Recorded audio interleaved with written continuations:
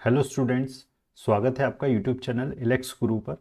FEEE विषय के video lecture series में यूनिट नंबर 3 में काउंटर्स हम पढ़ रहे हैं। पिछले वीडियो लेक्चर में हमने आपको रिपल काउंटर बताया था। उसी रिपल काउंटर का मॉडिफाइड वर्जन डिकेड काउंटर होता है। तो रिपल काउंटर को यूज़ करके हम डिकेड काउंटर कैसे बनाएंगे, उसको समझने के लिए अगर आपने अभी तक हमारा पिछला वीडियो लेक्चर नहीं देखा है तो आप उसे ज़रूर से देख लें, क्योंकि उसी के कंसेप्ट को हम यूज़ करके डिकेड काउंटर बनाने वाले हैं। और जब आप रिपल काउंटर को अच्छे से समझ करके डिकेड काउंटर समझेंगे तो दोनों काउंटर्स आपके बहुत आसानी से बहुत अच्छे से कवर हो जाएंगे और क्लियर भी हो जाएंगे। क्योंकि एग्जाम में आप मान के चलिए कि डिकेड काउंटर या रिपल काउंटर को पूछे जाने की संभावना ज़्यादा है। और जो तीसरा टॉपिक बचेगा अप डाउन काउंटर, उसके बारे में हम अगले वीडियो लेक्चर में बात करने वाले हैं। तो स्टूडेंट्स, वीडियो पूरा देखें। वीडियो पसंद आने पर आप लाइक ज़रूर से करें। साथ ही साथ चैनल अगर आपने अभी तक सब्सक्राइब नहीं किया है तो आप चैनल भी ज़रूर से सब्सक्राइब करें। तो आइए अब हम बात करते हैं डिकेड काउंटर पर।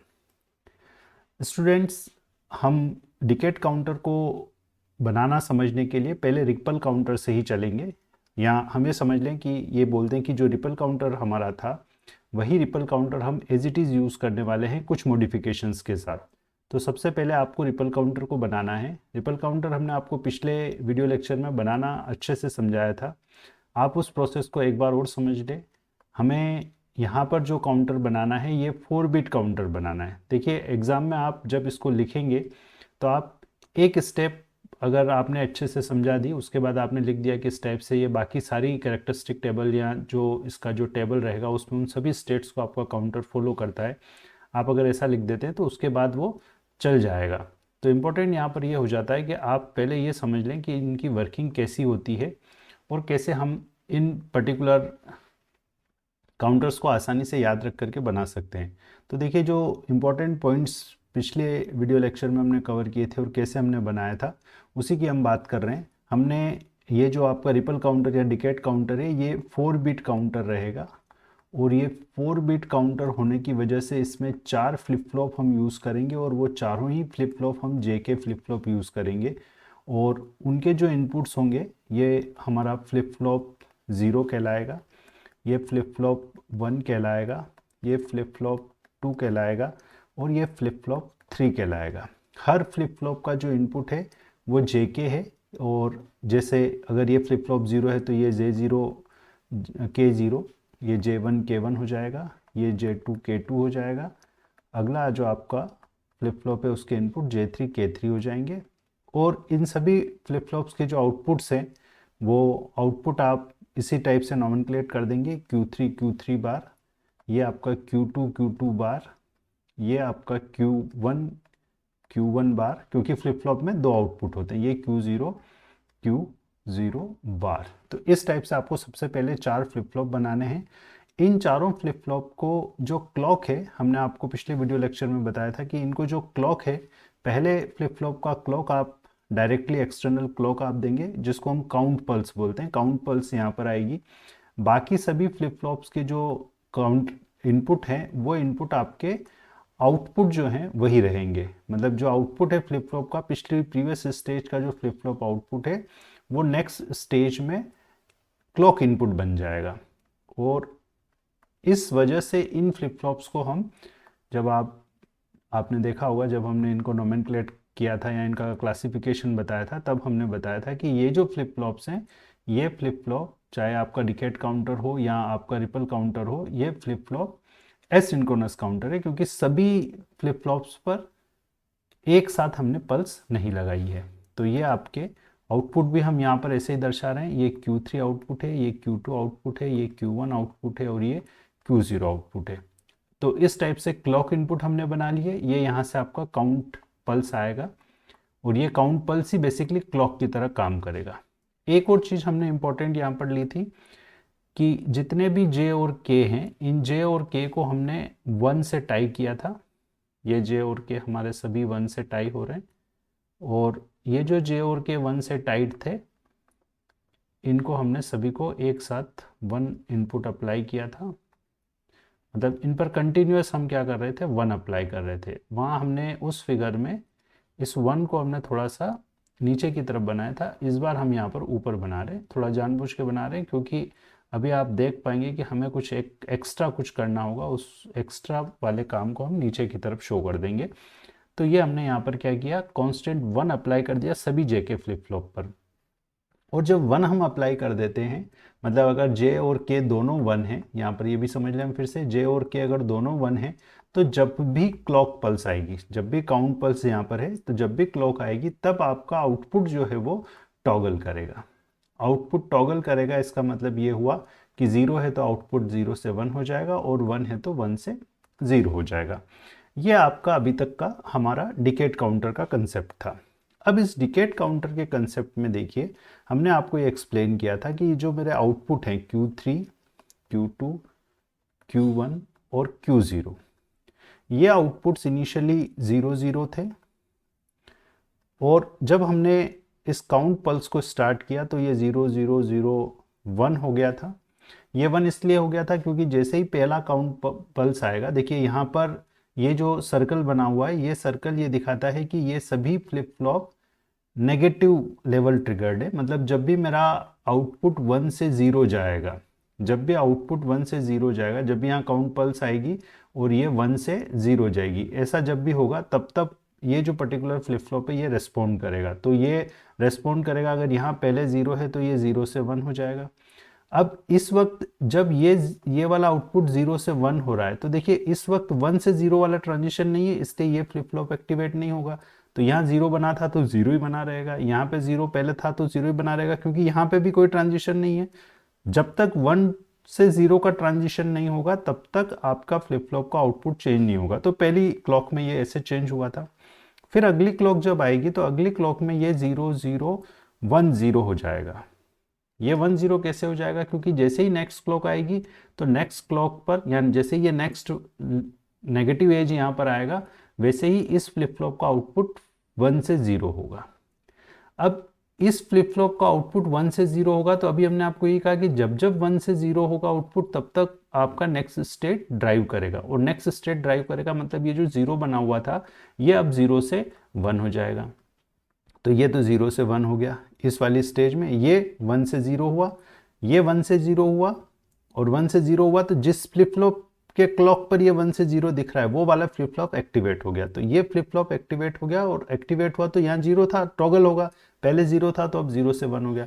अब 0 से 1 जब होगा तो अगली स्टेज, इस वाली स्टेज जो अगली क्लॉक, मतलब ये जो आउटपुट है, ये आउटपुट इस फ्लिप फ्लॉप के लिए क्लॉक का वर्क कर रहा है, तो ये इसको एक्टिवेट नहीं कर पाएगा। क्यों नहीं कर पा रहा है, क्योंकि यहाँ पे 0 से 1 ट्रांजिशन है, और यहाँ 0 से 1 ट्रांजिशन है और ये एक्टिवेट नहीं हो रहा है, तो अगला भी एक्टिवेट नहीं हो रहा, क्योंकि यहाँ पे 0 0 बना रहेगा, इसका मतलब आगे 0 0 बना रहेगा। फिर नेक्स्ट इनपुट पर क्या होने वाला था, देखिए नेक्स्ट इनपुट जैसे ही आ रहा था वैसे ही हमने यहाँ पर देखा था कि, एक बार हम इसको स्टेट्स को फिर से बना दें, हम पूरी वर्किंग यहाँ पर, पूरी आगे तक की वर्किंग यहाँ पर नहीं समझा रहे, आप इस वर्किंग को डिटेल में देखने के लिए आप पिछले वीडियो लेक्चर को ज़रूर से देख लें, वहाँ पर हमने इसको पूरा विस्तृत में समझा रखा है। और एग्जाम में आपको इस टाइप से पूरी वर्किंग समझाने की ज़रूरत नहीं होती है, आप डायग्राम बना दीजिए, डायग्राम के साथ आप पूरा ये जो ट्रूथ टेबल है, ट्रूथ टेबल बना दीजिए, और इसमें 1 या 2 ट्रांजिशन समझा दीजिए, इतना सफिशियंट होता है एग्जामिनर को आपको मार्क्स देने के लिए। अब अगली पल्स पर क्या होने वाला है, देखिए यहाँ पर 0 0 1 0, जैसे ही अगला काउंट पल्स आएगा फिर यहाँ 0 से 1 होने वाला है। और अगर ये 0 से 1 हो रहा है तो देखिए 0 से 1 पर कोई ट्रांजिशन नहीं होता, मतलब 0 से 1 इसके लिए क्लॉक एक्टिवेशन का काम नहीं करेगा, तो ये 1 था 1 ही बना रहेगा। ये भी 1 बना हुआ है तो यहाँ भी कोई ट्रांजिशन नहीं है, तो ये भी एक्टिवेट नहीं हुआ, ये भी एक्टिवेट नहीं हुआ, आगे कोई एक्टिवेट नहीं हुआ, तो आपका जो अगला स्टेट बना वो 0 0 1 1 बन गया। अब फिर अगली क्लॉक पल्स पे क्या होने वाला है, देखिए अगली क्लॉक पल्स पे ये एक लास्ट और, बस इससे ज़्यादा नहीं, इससे ज़्यादा हम यहाँ पर वापस पूरी वर्किंग नहीं समझा रहे। अगली क्लॉक पल्स पर क्या होगा, फिर से इसका आउटपुट टॉगल होगा, तो ये 1 से 0 होगा, और ये 1 से 0 हो गया। अब ये 1 से 0 हुआ तो ये भी एक्टिवेट हो जाएगा, और ये एक्टिवेट हो जाएगा तो इसके आउटपुट को टॉगल करेगा, ये पहले 1 है तो ये भी 1 से 0 हो गया, और ये 1 से 0 हो रहा है तो इसको भी एक्टिवेट करेगा, तो फिर ये 0 से 1 हो जाएगा, तो यहाँ 0 से 1 हो गया। लेकिन 0 से 1 होने की वजह से ये अगला वाला एक्टिवेट नहीं होगा, तो आगे 0 बना रहेगा। इस प्रकार से हमने ये देखा था कि हमारे ये जो आउटपुट्स हैं, ये आउटपुट्स इस टाइप से कंटिन्यू 0 1 0 1 होगा, फिर 0 1 1 0 होगा, फिर 0 1 होगा, फिर 1 0 0 0 होगा। ये स्टेप्स पिछले वीडियो में हमने देखा था कि जब आपका एक रिपल काउंटर वर्क करता है तो रिपल काउंटर इस टाइप से इन स्टेट्स में होता हुआ आगे बढ़ता है। ये जो स्टेप्स थी, इन स्टेप्स में रिपल काउंटर आपका आगे बढ़ रहा था। और अब हम डिकेड काउंटर पर आते हैं कि बेसिकली आपका डिकेड काउंटर क्या होता है और डिकेड काउंटर में आपको इस पर्टिकुलर केस में आपको क्या चेंजेस करने पड़ेंगे। तो ये देखिए आपके, ये आपका 0 है, ये 1 2 है। डेसिमल इक्विवेलेंट की अगर अपन बात करें तो 3 4 5 6 7 8 9, ये 10 है, ये 11 है, ये 12 है, ये 13 है, ये 14 है और ये 15 है। फिर जैसे अगला क्लॉक पल्स आ रहा है तो ये वापस यहाँ जा रहा है। तो ऐसे टोटल 16 स्टेट्स में आपका ये रिपल काउंटर काम करता है। अब हम पढ़ तो डिकेड काउंटर रहे हैं, लेकिन आप सोच रहे होंगे कि सर तो रिपल काउंटर की बात किए जा रहे हैं अभी। अब देखिए, अब मैं आता हूँ डिकेड काउंटर क्या होता है। डिकेड काउंटर का मतलब ये है कि डिकेड का मतलब, यहाँ पर जो डिकेड का मीनिंग है ये है 10 से। ऐसा काउंटर जिसमें 10 स्टेट्स हो उसे हम डिकेड काउंटर कहते हैं। तो ये जो पर्टिकुलर काउंटर है, इस काउंटर की ये जो 16 स्टेट्स हैं, इन 16 स्टेट्स को मुझे सिर्फ 10 स्टेट में कन्वर्ट करना है। और 10 स्टेट में कन्वर्ट करना है तो देखिए 10 स्टेट में अगर मैं सिर्फ तीन फ्लिप फ्लॉप यूज़ करता हूँ तो जो मेरी स्टेट्स होंगी वो स्टेट 2⁻³ हो सकती है, मतलब मैक्सिमम 8 स्टेट हो सकती है। इसलिए मुझे 3 फ्लिप फ्लॉप से मेरा काम नहीं होने वाला। मुझे कितने फ्लिप फ्लॉप यूज़ करने पड़ेंगे? 4 फ्लिप फ्लॉप यूज़ करने पड़ेंगे। और 4 फ्लिप फ्लॉप अगर मैं यूज़ करके इसको बनाता हूँ तो 4 फ्लिप फ्लॉप यूज़ करके जब मैं बनाऊँगा तो मेरी स्टेट्स तो 16 हो जाएगी टोटल। लेकिन मुझे 16 स्टेट्स नहीं चाहिए, मुझे स्टेट्स चाहिए सिर्फ 10 स्टेट्स चाहिए। मतलब मुझे यहाँ 9 तक चाहिए। और 9 के बाद में, मतलब 0 से लेकर 9 10 स्टेट हो जाएगी। और जैसे ही ये अगला क्लॉक पल्स आए तो यहाँ मुझे देखिएगा, ये समझिएगा, ये इंपॉर्टेंट पॉइंट है कि जैसे ही ये स्टेट आए वैसे ही मुझे यहाँ पर ये ना मिल करके यहाँ मुझे 0 0 0 0 मिल जाए, चारों 0 हो जाए। मतलब मैं यहाँ इस स्टेट के बाद अगले क्लॉक पल्स पे मैं सीधा कहाँ पहुँचूँ? 0 0 0 0 पर। मतलब आउटपुट मेरा क्या हो जाए? 0 0 0 0 हो जाए। तो 9th स्टेप के बाद जैसे ही क्लॉक पल्स आएगी और ये जो मेरा काउंटर है, ये काउंटर 9 के बाद जैसे हम देखेंगे ये काउंटर मुझे क्या देने वाला है? ये स्टेट देने वाला है। और जैसे ये स्टेट आए हम क्या करें? इस पूरे सिस्टम को क्लियर कर दें। तो यहाँ देखिए, आप जब ये काउंटर बनाएंगे तो इस काउंटर में आपको एक नया एडिशन करना है, एक क्लियर इनपुट आप देंगे यहाँ पर। ये क्लियर पल्स आप यहाँ पर देंगे, आप ऐसा कह सकते हैं इसको, हम इसको एक क्लियर पल्स देंगे। अब ये जो क्लियर पल्स है, ये क्लियर पल्स किससे डिराइव होगी? देखिए अब वो हमें चेक करना है कि क्लियर पल्स आएगी कहाँ से, कब देनी है हमें। और ये इस सिस्टम से इंटरनली हमें जनरेट करना है। तो इंटरनली जनरेट करने के लिए देखिए अब हम क्या करने वाले हैं, कंसेप्ट आप समझे। यहाँ पर हम एक नैंड गेट का इस्तेमाल करेंगे और नैंड गेट से देखिए हम कैसे एक पल्स जनरेट करें जो इस स्टेट पर आते ही 1 0 1 0 होते ही हमारा जो फ्लिप फ्लॉप जो काउंटर है उस काउंटर को रिसेट कर दे। अब यहाँ देखिए, यहाँ एक इंटरेस्टिंग फैक्ट हो रहा है कि जब आपका Q3 1 है, मतलब जैसे 9 स्टेट कंप्लीट हुई और अगला क्लॉक पल्स आएगा तो आपका इस पर्टिकुलर केस में एक स्पेशल केस यहाँ पर ये बन रहा है कि इन सभी स्टेट्स में 0 से लेकर के 10 तक जब आप जा रहे हैं तो इन सभी स्टेट्स में सिर्फ यही एक स्टेप है जब Q3 1 है और Q1 भी 1 है। यहाँ देखिए, यहाँ तक Q3 0 है तो कभी कभी Q1 1 आया। इन स्टेट्स में Q3 1 है लेकिन Q1 0 है। ये एकमात्र ऐसी स्टेट है जब Q3 1 है और Q1 भी 1 है। तो हम क्या करें, हम यहाँ पर Q3 और Q1 से, देखिएगा अब मैं यहाँ से Q3 और Q1 को ले रहा हूँ। ये मैंने यहाँ से कलर चेंज कर लेते हैं हम। ये हमने यहाँ से Q3 लिया और यहाँ से हमने Q1 लिया, ये Q1 है। इस Q3 और Q1 को हम यहाँ पर देखिए एक नैंड गेट में देते हैं। हम इसको एक नैंड गेट में देते हैं। और इस नैंड गेट के आउटपुट को हम इस क्लियर से कनेक्ट कर देते हैं। अब देखिए क्या होगा, जब जब आपका Q3 और Q1 1 होगा तो Q3 और Q1, देखिए ये स्टेट एक्टिवेट करने के लिए मुझे यहाँ पर 1 से 0 चाहिए। तो इनिशियली मतलब जब 0 से 9 जाए, 0 से 9 तक ये मेरा क्लियर इनपुट है। 0 से 9 तक क्लियर इनपुट 1 होना चाहिए, क्योंकि 1 रहेगा तो यहाँ कोई फर्क नहीं पड़ेगा। लेकिन जैसे ही 10 पहुंचे तो ये 1 से 0 हो जाना चाहिए। जैसे ही ये 1 से 0 होगा ये क्लियर एक्टिवेट हो जाएगा, और ये क्लियर एक्टिवेट हो जाएगा तो इन सभी आउटपुट को ये क्या कर देगा, 0 0 0 0 0 कर देगा। अब कैसे होगा देखिए, Q3 और Q1 जैसे ही 1 1 होगा तो यहाँ पर नैंड गेट की टेबल देखिए, नैंड गेट के आउटपुट से हम इसको देखें, ये जैसे ही 1 1 होगा तो 1.1 एंड होगा, पहले 1 आएगा और 1 का कॉम्प्लीमेंट क्या हो जाएगा, 0 हो जाएगा। तो जैसे ही ये 1 1 आएंगे यहाँ पर ये 1 से, इससे पहले देखिए, इससे पहले किसी प्रत्येक स्टेप में क्या हो रहा है, Q3 अगर 1 है तो Q1 0 है, मतलब एक 1 है एक 0 है, तो इससे पहले क्या बना हुआ है, ये 1 0 0 का कॉम्प्लीमेंट 1। तो जैसे ही 1 1 स्टेट आएगा ये 1 से 0 हो जाएगा, और ये 1 से 0 हो जाएगा तो ये सारे फ्लिप फ्लॉप का ये क्लियर सिग्नल एक्टिवेट होगा, और क्लियर सिग्नल एक्टिवेट होने की वजह से ये सभी अपने आप को क्लियर करके 0 0 कर लेंगे, और ये 0 0 कर लेंगे मतलब हमारा ये स्टेट 1 0 0 1 के बाद 1 0 1 0 होते ही ये स्टेट पर क्लियर कर दिया, मतलब इस स्टेट पर आपको आउटपुट में क्या दिखने लग जाएगा, 0 0 0 0 दिखने लग जाएगा। एक क्षणिक आपको 1 0 1 0 दिखेगा, उसके बाद में वो स्टेट ऑटोमेटिकली अपडेट होकर के 0 0 0 0 हो जाएगी।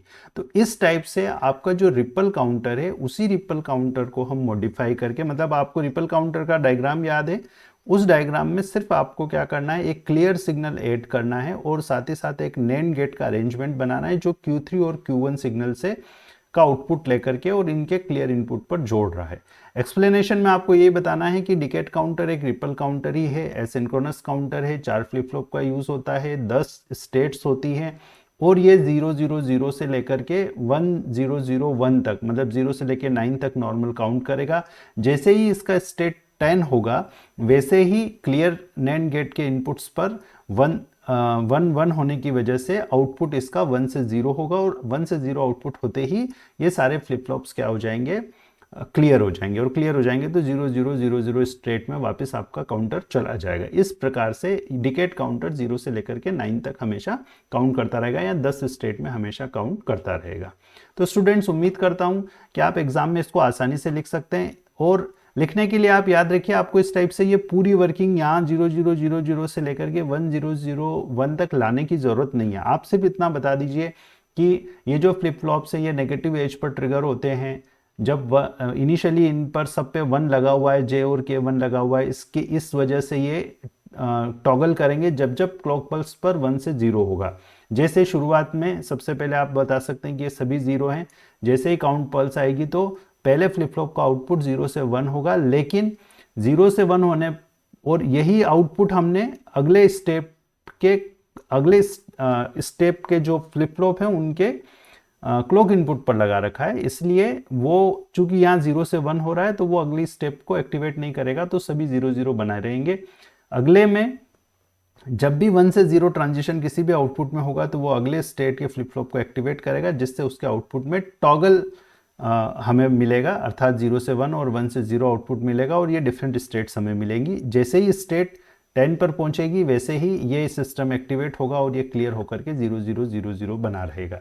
इस प्रकार से आप डिकेट काउंटर की वर्किंग को बहुत आसानी से एग्जाम में समझा सकते हैं, लिख सकते हैं, और डायग्राम याद रखना सबसे इंपॉर्टेंट है। डायग्राम और इसका बेसिक कंसेप्ट ये आप याद रखिए, तो दोनों ही काउंटर्स आपके बहुत अच्छे से क्लियर रहेंगे, और क्लियर रहेंगे तो मेरे हिसाब से 99.99% एग्जाम में इन दो काउंटर में से एक काउंटर हर बार आपको मिलेगा, तो आपको एक आसानी से आप इसको समझा सकते हैं। एक काउंटर बचा है अप डाउन काउंटर, इसको लेकर के मैं अगले वीडियो लेक्चर में आऊँगा। उम्मीद करता हूँ वीडियो लेक्चर्स आपको पसंद आ रहे हैं। अगर लेक्चर पसंद आ रहा है तो लाइक करना ना भूलें, शेयर करें, और साथ ही साथ चैनल सब्सक्राइब करें। वीडियो पूरा देखने के लिए बहुत बहुत धन्यवाद।